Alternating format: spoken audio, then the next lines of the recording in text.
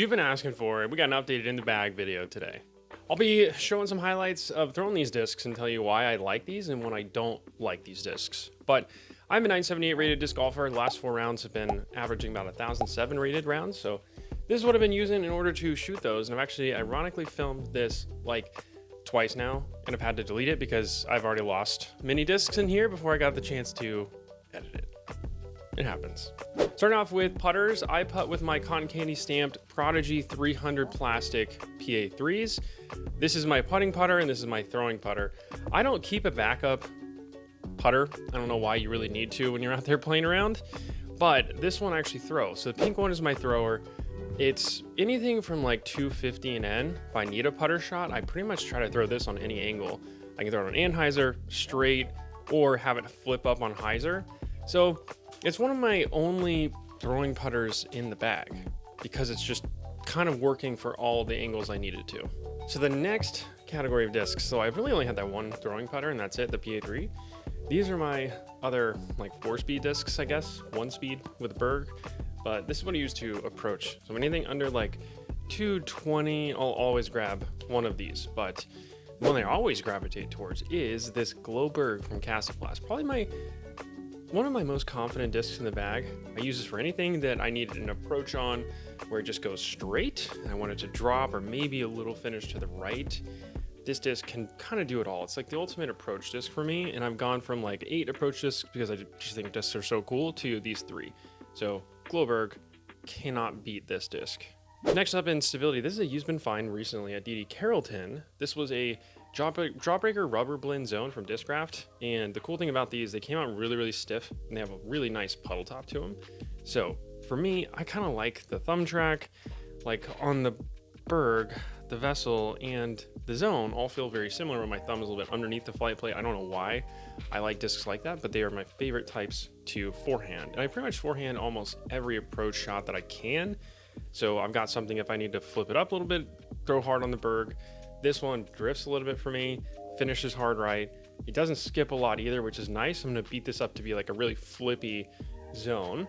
And then I've got this one, which is the Zone Ringer concept. They turned into the Vessel from Thought Space. This disc is probably my favorite, just general premium approach disc. It's got the thumb track on it, so it means I have a lot of confidence when I'm releasing it. I feel like it's a lot cleaner for me.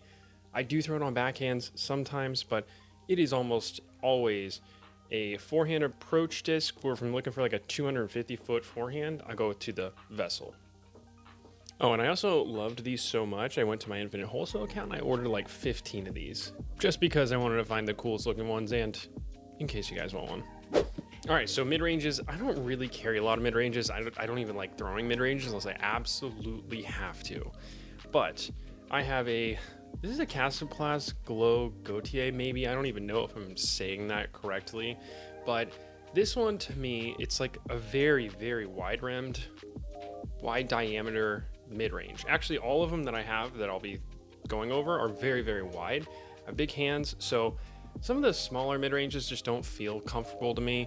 And I like a little bit of a bead there on the edge. But this one is like anything that I just want to have just go straight. This little bit of hyzer pops up the flat and it just goes and goes and goes.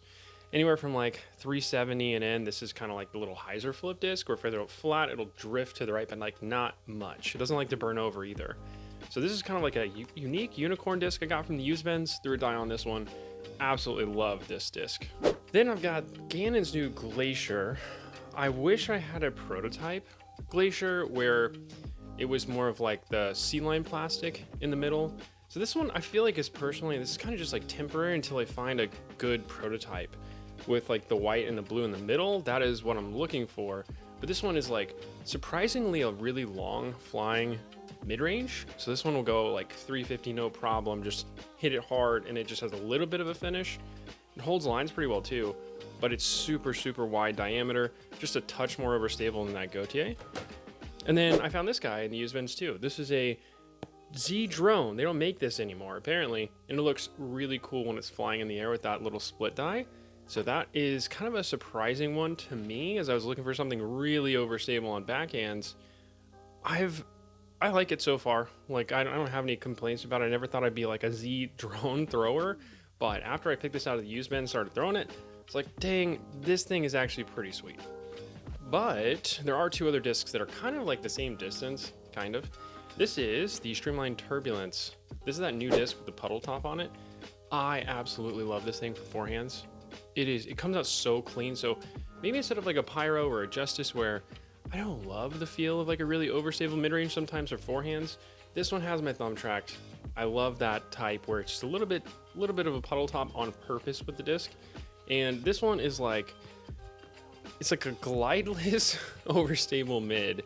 It doesn't go quite as far as like a 7-speed. It doesn't have a lot of glide like at all. And this is one that I'm just starting to throw and learn. So it's kind of one of those where I'm like, if I don't want to throw my flat top Firebird because it's going to go too far, and I don't want to throw my Vessel because it's just too long for that disc, this is what I'm kind of going to go for my forehand shots. Fairway drivers. These are pretty simple. I have a Glow Votum. I filmed a Thought Space only round a couple weeks ago. Absolutely fell in love with this disc.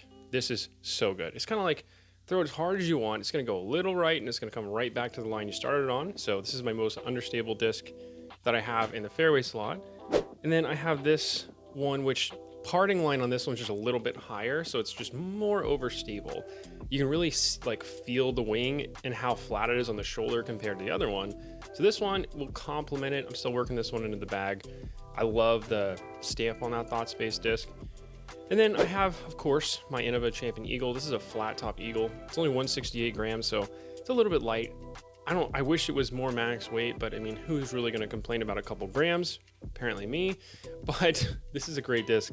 It's my favorite Eagle I've ever found in the used bins because it is flat. It is so firm, and it doesn't really fly like it's 168. It still has a very, very hard bite at the end. And then this is my most overstable disc in that fairway slot. I just picked this up from the used bins yesterday. This is a Dynamic Discs Evader, but it's got this crazy like middle dome on there, so it has like some sneaky glide, incredibly stiff, probably the stiffest plastic I've ever had. And I had one of these in the bag a long time ago, and when I ran across one of these in used bins, I was like, all right, I'll pick this one up. This is kind of like a baby Firebird basically. All right, 9 speeds. Love throwing 9 speeds. So if I could find a Glacier in this plastic, that would be ideal. If you do have one, I will buy it off of you. This plastic feels super, super good. This is the Gannonbird. I guess maybe this is an 8-speed, but you know, whatever. This is the Function, an alloy Function, and it is the perfect roller. You can throw it on hyzers. It'll get to the roller angle. You can just throw it flat on that angle, like a normal backhand. It just gets to the roller angle. This is kind of like my get out of jail free card. If I'm ever stuck with like a really weird like stance where I need to push it really far with a forehand, but I need to flip it through a gap or something, this is kind of what I'll go to. Kind of a surprisingly fun disc to throw to. So this is a Halo Champion Roadrunner I found in the used bins at Replay. This one not only is like the perfect color scheme for my bag, but this disc flies way more overstable than you would think. It's still a flippy disc, but this is like my hyzer disc. I don't really throw a lot of like tunnel shots here and there. It is Texas, so we have some open stuff, but if I ever need this actually got me 2 birdies last weekend at the Tiger Open, and those were pretty money for me, just throwing right down to the tunnel, hyzer flip it, little drift, and then like a hard finish. I'm just surprised with this disc. I've never had a Roadrunner that I've enjoyed throwing, but this is one that it's pearly, it's stiff, it's got a little bit of dome, and it's kind of like the perfect flippy disc for me. This is the longest disc I've had in the bag. I had this one when I very first started playing disc golf back in 21. This is the 21 section Firebird from Innova. It is flat, it's color glow, it's literally seasoned in so perfectly. So this is like standstill 300-foot forehands, where it's like, this is not a Firebird. This is more like a Valkyrie at this point. It is so flippy out of the hand. I can hyzer flip this disc and do some crazy things in the woods with this on a forehand. On backhands, if I hit this flat, it'll actually just drift to the right for me and have a little bit of a finish. So this is like kind of, some people will have like a bunch of the same mold like I do in the bag. The reason is just once you season these things in, you know, there's just a lot of confidence. You know exactly what that disc is going to do. I would much rather beat in an overstable disc over time than basically start off with a flippy disc that only gets flippier. So there's just something about these flights you unlock later in life that is just so beautiful about disc golf. I have a section Firebird. This is a 23 Halo Glow Champion one. This has got a little bit of a taller shoulder on it compared to the other Firebirds I have. This one is mostly a backhand Firebird. It doesn't go super far because it is just so beefy. So it goes maybe like 350, 360 on backhand. I usually use this for like spike hyzers, or I have been kind of messing around with it on forehands. It's kind of like in between these two Firebirds from a stability perspective, because I do have this insanely cool Pearly FAF Firebird from Innova. This one is like your ideal champion Firebird. It's pearly, it's opaque, so it's not like, there's just like something different about this run of Firebirds. I don't know when this one came out, but oh my goodness, it is probably like the disc I lean on the most, probably my most confident disc in the bag is this Firebird. I don't know what I would do without this disc. You always need something crazy overstable, or if I need like a crazy backhand skip shot or a hyzer shot, this is the disc that I'll go to. I have two 10 speeds in the bag. I've got this C-Line PD. It is super stiff, got a lot of dome on it, and this one is kind of like a straighter destroyer for me. Doesn't have a ton of right to left movement, but it'll go just about the same distance. I was playing out there with Eli for the last local pros match and threw this thing like 450 a couple times, and it was way more accurate than my 12 speeds. But it's just one like I've just added to the bag recently. It's definitely getting a lot of love out there. So once I really learn this disc, it's probably something I'm going to be going to a ton off the tee.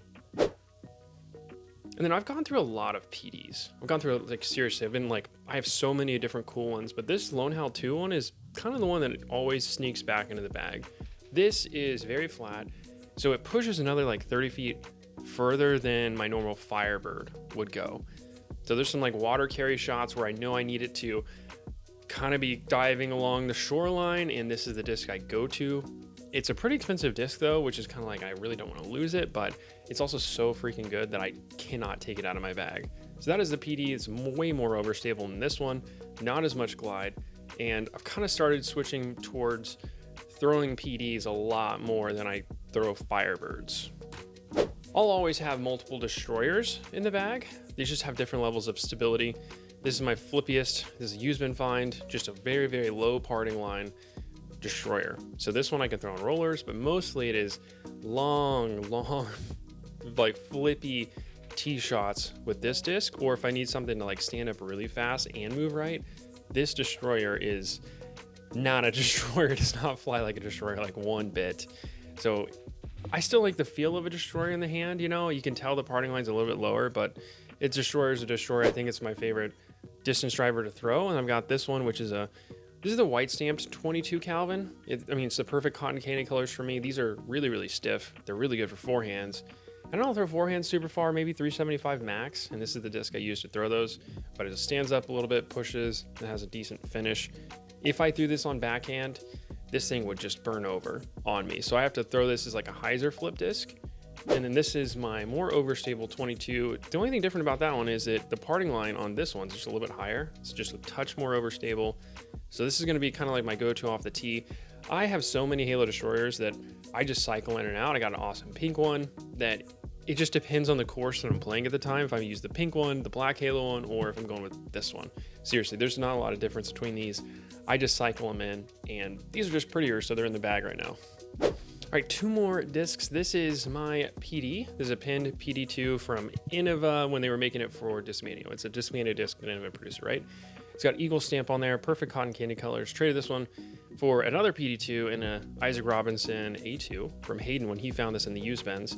This thing is one of my favorite throwers right now. Really stiff, skips a lot. Actually has a lot of dome for a PD2. So I have another S-Line PD2 that I got from Gannon that kind of works itself in and out of the bag. If this one, if it's going to be too windy, I'll probably throw the other one in the bag too.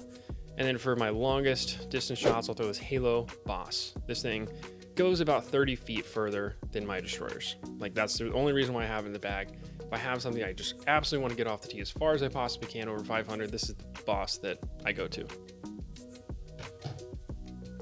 So those were the discs that I have in my bag. I also will do a quick shout out to loot bags, because ever since I played the Go Throw Tour event year earlier when it was just raining, pouring down, I realized how important loot bags were. Oh my goodness, this saved me so many strokes. And I was out of cash by one single stroke out of that crazy field with all those tour pros. It was a great finish for me, but these loot bags came in really handy with all the rain. And every time I play a tournament, I always have a loot bag in my hand, especially in Texas because it is so hot. I've got to be using these, always checking the wind with these two. I use like the Pearl. One of these has rosin in it for a little bit more grip, but loot bags are probably my favorite chalk bags that I've ever used. And then last thing in my bag to cover, rangefinder. I do think it's important to have a rangefinder, especially if you're playing courses you haven't played before. Just check and see, is the T sign correct? Because a lot of courses, T signs, things have been moved and changed around and people haven't kept up to date with the signage. So I do use one of these Infinite Apex rangefinders. These things are really, really helpful. And of course my bag is I almost said the squash, but I switched to the pound bag. This is the pound Octothorpe. Absolutely love it. You can customize those. They did a really good job with these. They're a little expensive, but I think this will be my bag that I keep for a long, long time. That's what's in my bag. If you have any questions, drop them below. But always give you an update every 3 months on what I'm bagging. And it's helped me shoot, over the last 4 rounds, well over 1,000 rated average. So that's a good improvement. And these discs do a major part in helping me get there. Catch you guys in the next one.